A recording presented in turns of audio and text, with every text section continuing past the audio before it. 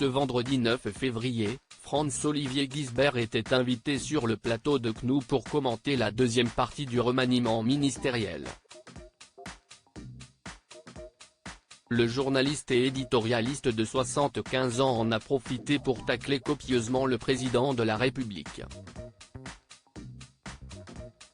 Évoquant ce qu'il considère comme le problème d'Emmanuel Macron, à savoir le manque de cohérence dans sa politique, il a déclaré « Cash, on prend l'électeur français un peu pour un imbécile, il faut bien le dire, on lui raconte des blagues, sur n'importe quel sujet ».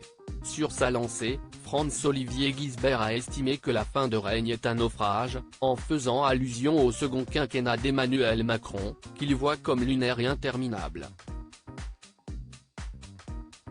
Il fait penser à une sorte de chanteur de charme, qui a été danseur de claquettes, de tango, magicien qui a différents tours, différents numéros, et qui est là dans une salle de bal seul. Il continue à chanter, a déclaré l'écrivain, sans passer par 4 chemins pour donner le fond de sa pensée sur la manière de gouverner du président. Je pense que les Français n'y croient plus.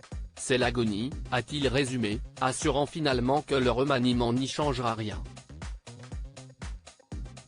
Pour lui, entamer un deuxième mandat est souvent compliqué, comme l'a prouvé l'histoire de la Ve République avec les difficultés surmontées par Mitterrand. Supérieur à qui sont les ministres du gouvernement Attal ? Un président dans le déni de la réalité est solitaire, et si Emmanuel Macron lui semble si peu capable de gérer le pays, c'est parce que, pour lui, celui-ci est dans le déni de la réalité du pays. Il a perdu les élections législatives de 2022, et, contrairement à ce qu'aurait fait n'importe qui d'autre, il a fait comme s'il avait gagné. Donc, il est obligé de gouverner sans rien faire, et en plus, il gouverne en faisant de temps en temps passer des lois, et, en même temps, toujours, à court terme, a développé Franz-Olivier Gisbert, persuadé que même l'arrivée de Gabriel Attal à Matignon n'y changera rien.